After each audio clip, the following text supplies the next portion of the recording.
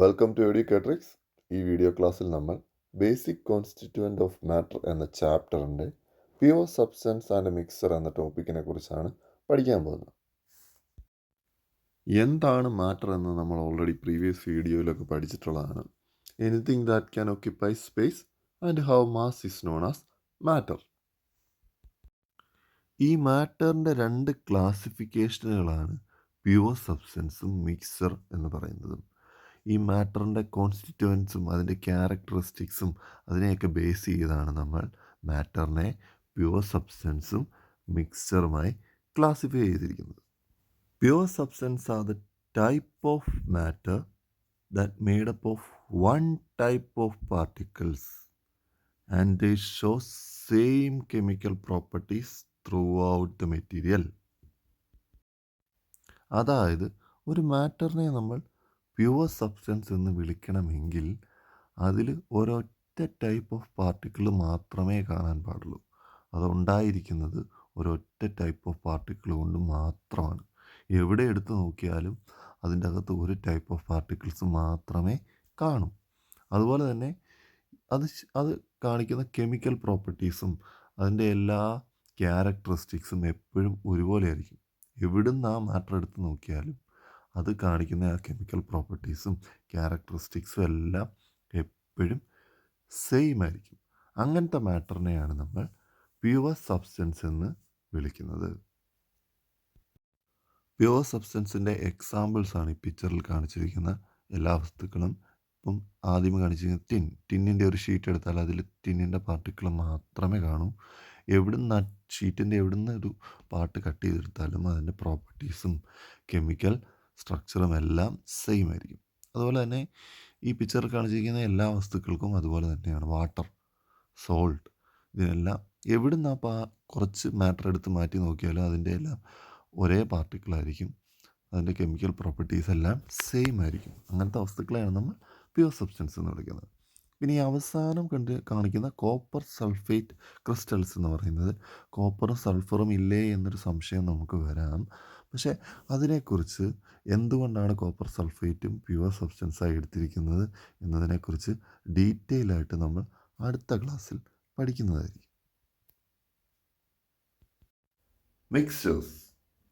Mixtures are the type of matter which contain two or more particles, which can be separated by some physical methods, and they shows different chemical properties also.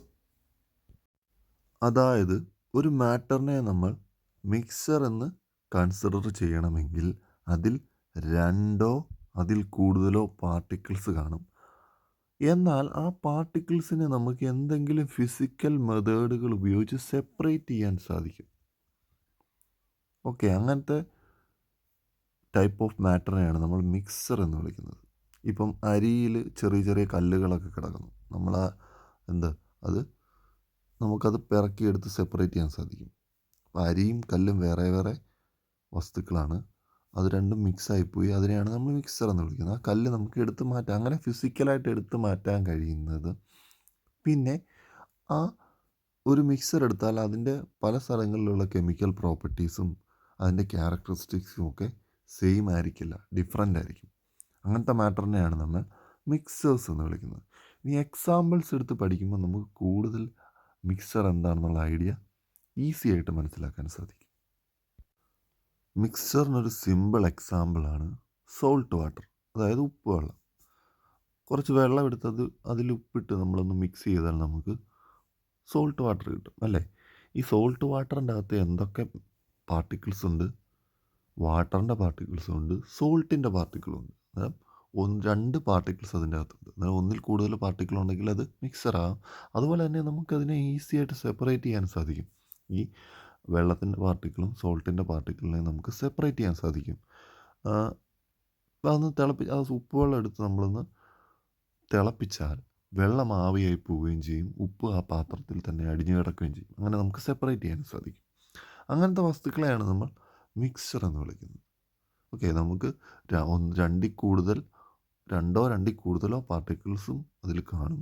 അതുപോലെ തന്നെ നമുക്കതിനെ എന്തെങ്കിലും physical method ഉപയോഗിച്ച് separate ചെയ്യാനും സാധിക്കും. അങ്ങനത്തെ വസ്തുക്കളാണ് mixtures. ഈ പിക്ചറിൽ കാണിച്ചിരിക്കുന്ന എല്ലാ വസ്തുക്കളും മിക്സ്ചേഴ്സിന് എക്സാമ്പിൾസ് ആണ്.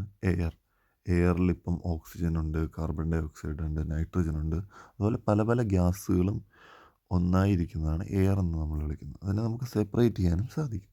അതുപോലെ തന്നെ സ്റ്റീലിൽ അയൺ ഉണ്ട്, ക്രോമിയം, അതുപോലത്തെ പല പല വസ്തുക്കൾ മെൽറ്റ് ചെയ്ത് ഒന്നിച്ചെടുത്താണ് സ്റ്റീൽ. ഇപ്പോൾ വൈൻ്റെ അകത്ത് വാട്ടർ കണ്ടൻ്റ് ഉണ്ട്, ഫ്രൂട്ട്സിൻ്റെ കണ്ടൻ്റ് ഉണ്ട്, ഷുഗറിൻ്റെ കണ്ടൻ്റ് ഉണ്ട്, അല്ലേ? ഇപ്പോൾ റെയിൻ വാട്ടർ എടുത്താൽ അതിൽ വാട്ടറുണ്ട്. അതുപോലെ തന്നെ അത് അറ്റ്മോസ്ഫിയറിലുള്ള ഗ്യാസ് വായുവൊക്കെ മിക്സായി അതിൻ്റെ കണ്ടൻറ്റ് റെയിൻ വാട്ടറിൽ വരാം. പിന്നെ ഐസും വാട്ടറും അതിനെ നമുക്ക് സെപ്പറേറ്റ് ചെയ്യാനും സാധിക്കും, അല്ലേ? സീരിയൽസ് ഇൻ മിൽക്ക്, കോൺഫ്ലെക്സും മിൽക്കൂടെയും മിക്സ് ചെയ്ത് നമ്മൾ ബ്രേക്ക്ഫാസ്റ്റ് ആയിട്ട് കഴിക്കുന്നത്. അതിനെ സീരിയൽസ് കോൺഫ്ലെക്സും മിൽക്കുമായിട്ട് സെപ്പറേറ്റ് ചെയ്യാൻ സാധിക്കും. സോയിലിൽ ധാരാളം കണ്ടൻറ്റുകളുണ്ടല്ലേ, അതൊരു മിക്സറിന് എക്സാമ്പിളാണ്. പിന്നെ ഓയിലും വിനെഗറൂടെ മിക്സ് ചെയ്താൽ നമുക്കൊരു മിക്സർ കിട്ടും, അല്ലേ? ഇതിൻ്റെ എല്ലാം പ്രത്യേകത എന്താണെന്ന് വെച്ചാൽ ഒന്നിൽ രണ്ടോ അതിൽ കൂടുതലോ പാർട്ടിക്കിൾസോ അടങ്ങിയിട്ടുണ്ട്. അതിനെ നമുക്ക് സെപ്പറേറ്റ് ചെയ്യാനും സാധിക്കും. അങ്ങനത്തെ വസ്തുക്കളെയാണ് നമ്മൾ എന്തെന്ന് വിളിക്കുന്നത്? മിക്സേഴ്സ് എന്ന് വിളിക്കുന്നത്.